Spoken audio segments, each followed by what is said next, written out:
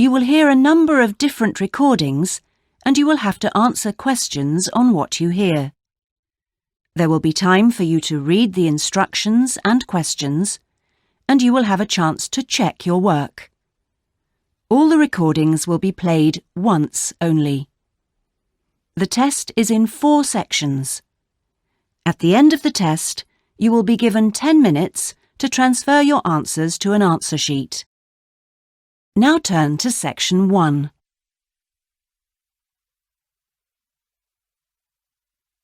Section 1. You will hear a student talking to a housing officer about living with a homestay family. First, you have some time to look at questions 1 to 6.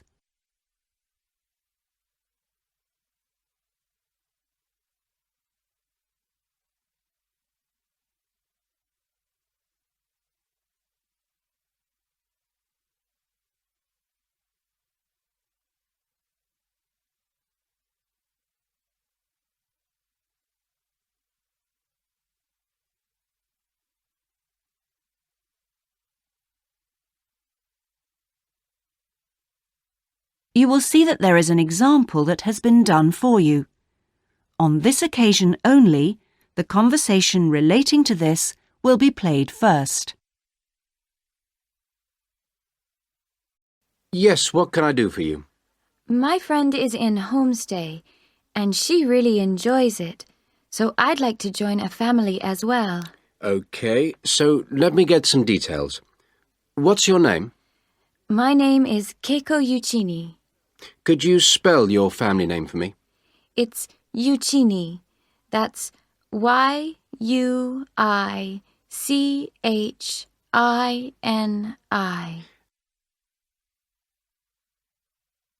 The student's surname is Uichini, so Uichini has been written on the form. Now we shall begin. You should answer the questions as you listen, because you will not hear the recording a second time. Listen carefully and answer questions 1 to 6. Yes, what can I do for you? My friend is in homestay, and she really enjoys it, so I'd like to join a family as well. Okay, so let me get some details. What's your name? My name is Keiko Yuchini. Could you spell your family name for me? It's Yuchini. That's Yuichini.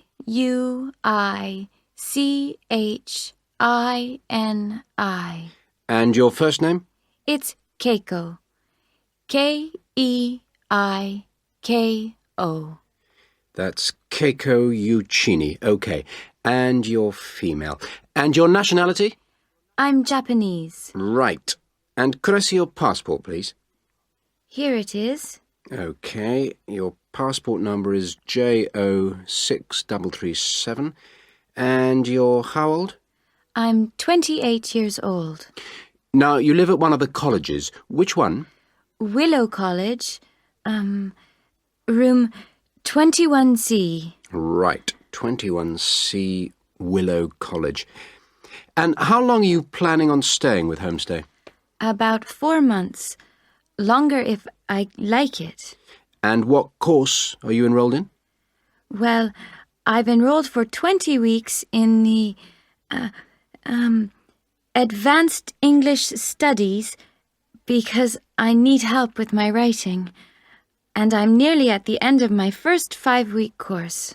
Okay. Do you have any preference for a family with children or without children? I like young children, but I'd like to be with older people. You know, adults, someone around my age. Okay. And what about pets? I am a veterinarian, so that's fine. The more the better. Before you hear the rest of the conversation, you have some time to look at questions 7 to 10.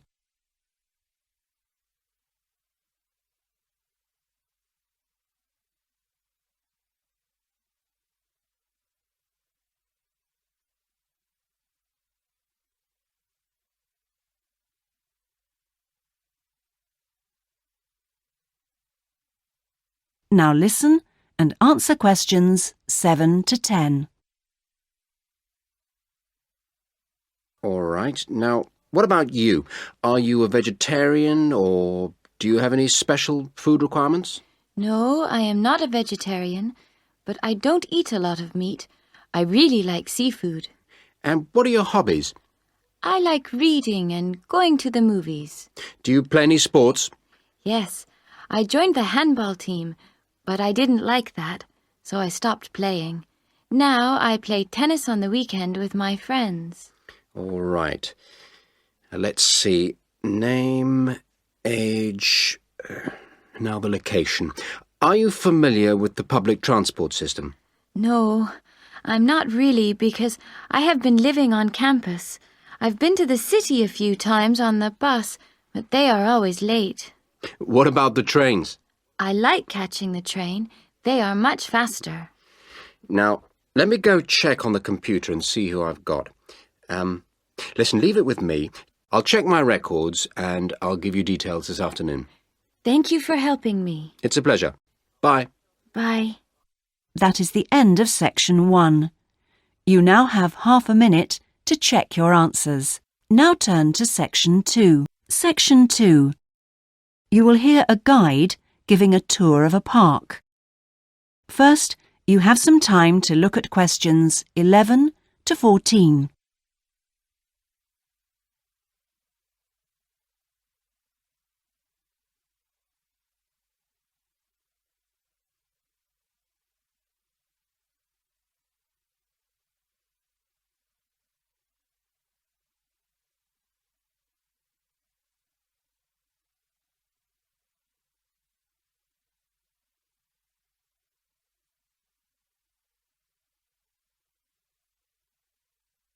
Now listen carefully and answer questions 11 to 14.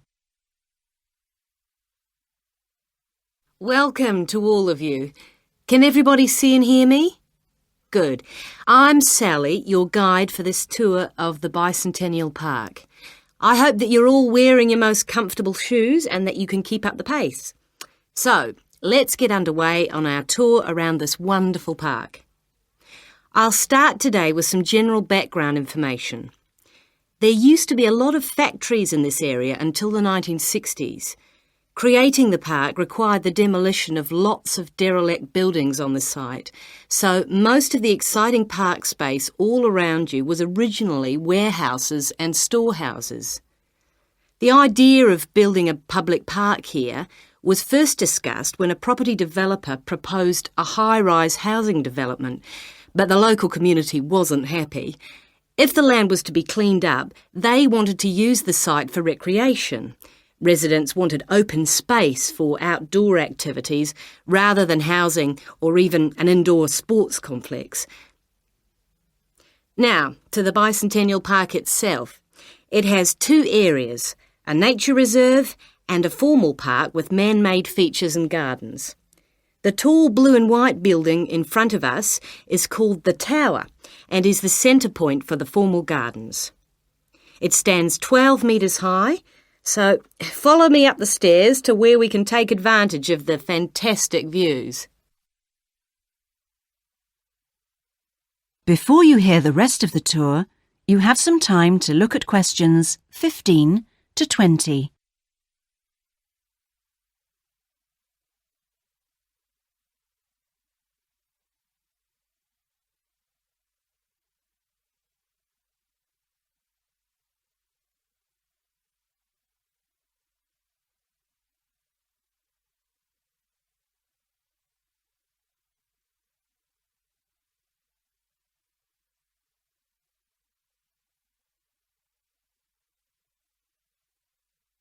Now listen and answer questions 15 to 20. Well, here we are at the top of the tower, and we're going to look at the view from each direction. Out to the east, the large buildings about 1 kilometre away are on the Olympic site. There's an indoor arena for gymnastics, a stadium for track and field, and a swimming pool for races and synchronised swimming, and also diving. If you look carefully down there, you can see the train lines. The Olympic site has its own station to encourage the use of public transport. There is also a car park, but it only holds a limited number of cars. The formal park has some specially created water features. If you look out here to the south, you can see a circular ornamental pond. And around to the west, you can relax and sit on a bench to smell the flowers in the rose garden. And finally, up to the north, if you look in front of you now, there's a lake with a small island in the centre. You can hire rowing boats at the boat shed, which you can't see from here. But if you look through the trees, you can see the cafe, which has lovely views across the water. OK, let's climb down now. We will go now and have a look at the nature reserve section of the park, which has opened up natural wetland to the public. The mangroves have been made more accessible to visitors by the boardwalk built during the park's upgrade. You'd think that people would come here to look at the unusual plant life of the area, but in fact it's more often used for cycling and is very popular with the local clubs. This is the far end of the park, and over there you can see the frog pond, a natural feature here long before the park was designed. Just next to it we have our outdoor classroom, a favourite spot for school parties. The area is now most often used by primary schools for biology lessons. And finally, let's pass by the Waterbird Refuge. This area is in a sheltered part of the estuary. That's why the park's viewing shelter is a favourite spot for bird watchers who can use it to spy through binoculars. You can watch a variety of water birds, but most visitors expect to see black swans when they come to the shelter. You might spot one yourself right now. Well, here we are back at our starting point, the Visitors Centre. That is the end of section 2. You now have half a minute to check your answers.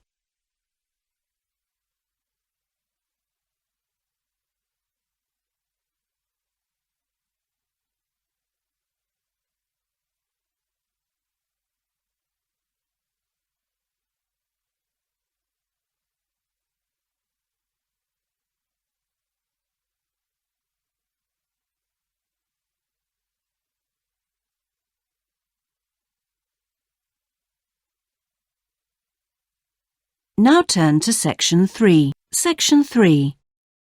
You will hear two students discussing a geography presentation they're going to give. First, you have some time to look at questions 21 to 26.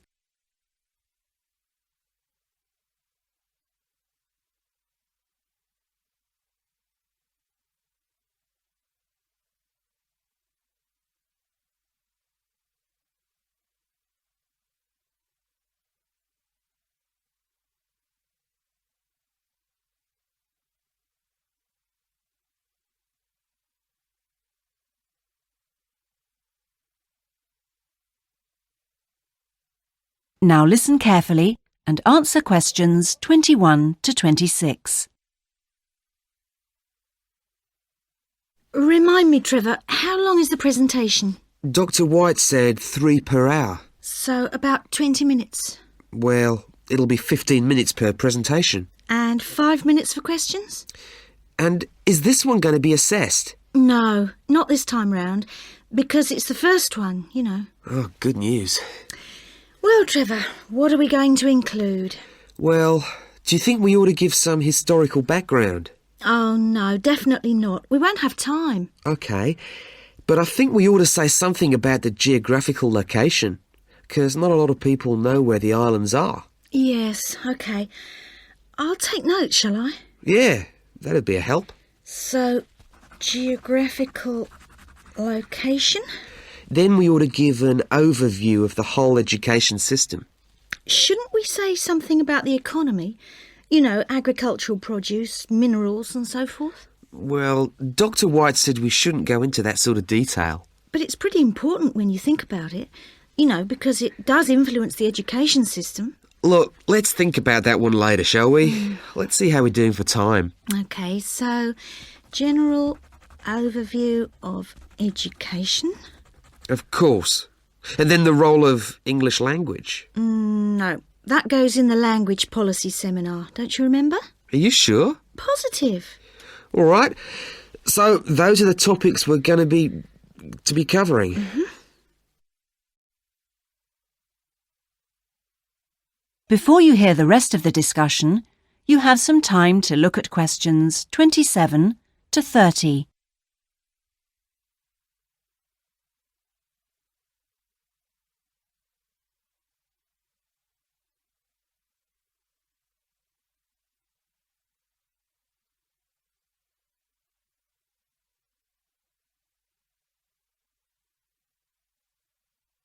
Now listen and answer questions 27 to 30. We need to think about what to prepare. Dr. White said he wanted us to use plenty of visuals and things, and we might as well try them out when we're not being assessed. Well, the most important thing is the overhead projector. No problem. We'll get that from the media room. Must remember to book it. Well, we'll need a map, of course. Probably two. One of the islands, large scale. And one of West Africa. Well, the West African one is no problem. There's one in the resources room. Oh, yeah, of course, the resources room. The islands are going to be more of a problem. Tell you what, there's a very clear map of Santiago in that tourist brochure I showed you last week. Don't you remember it? Oh, yeah, that's right. We can just use the tourist brochure. We also need statistics on several different things. Literacy rates. Yes, and school places. How about the encyclopedia? Nah, not up to date enough. Why don't we call the embassy? Oh, someone's enthusiastic. Well, if something's worth doing. I know, it's worth doing well. OK. We can find out statistics on school places from them as well. Might as well. Look, Julie, it's almost time for our tutorials. We can meet again on Monday, but we need to prepare some stuff before then. That is the end of section 3. You now have half a minute to check your answers.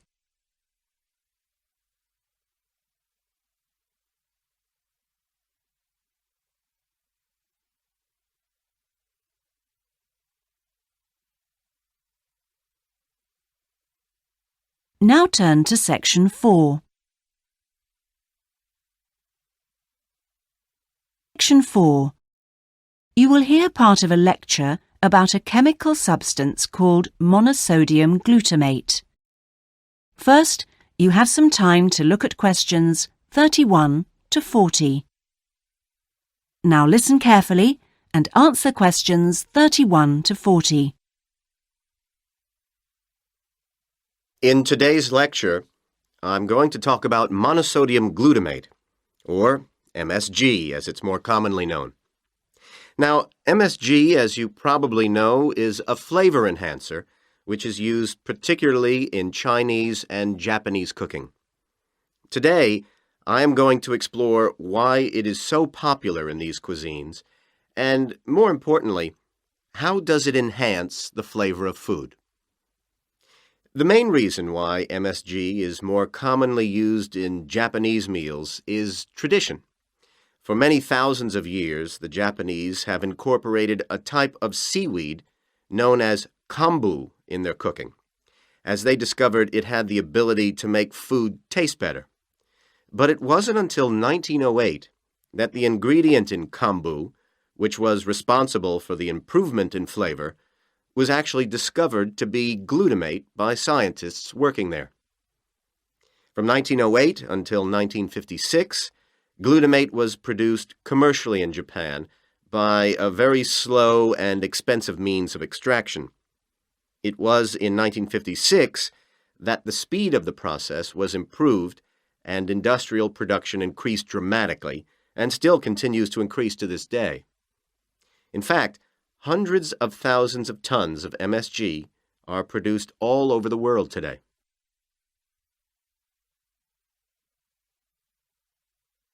So what exactly is MSG? Well, monosodium glutamate contains 78.2% glutamate, 12.2% sodium, and 9.6% water. Glutamate is an amino acid that can be found naturally in all protein-containing foods. So this includes food such as meat and cheese. It is widely known that Chinese and Japanese food contains MSG, but many people don't seem to be aware that it is also used in foods in other parts of the world. For example, it is found in commercially made Italian pizzas, in American fast food, and in Britain, MSG is used in things like potato crisps. So, how exactly does MSG work? Well, in the Western world, we commonly talk of 4 tastes, and I'm sure you're all familiar with the concepts of sweet, sour, bitter, and salt. Well, in 1908, Kikunae Ikeda identified a 5th taste, and it is thought that MSG intensifies this naturally occurring taste in some food. It does make perfect evolutionary sense that we should have the ability to detect or taste glutamate because it is the amino acid which is most common in natural foods. John Prescott, an associate professor at the University of Chicago, suggests that this 5th taste serves a purpose just as the other tastes do. He suggests that it signals to us the presence of protein in food, in the same way that sweetness indicates that a food contains energy-giving carbohydrates. Bitterness, he says, alerts us to toxins in the food, while sourness warns us of spoilage, and saltiness signals the presence of minerals. So, what else do we know about this 5th taste? That is the end of section 4. You now have half a minute to check your answers. That is the end of the listening test. In the IELTS test, you would now have 10 minutes to transfer your answers to the listening answer sheet.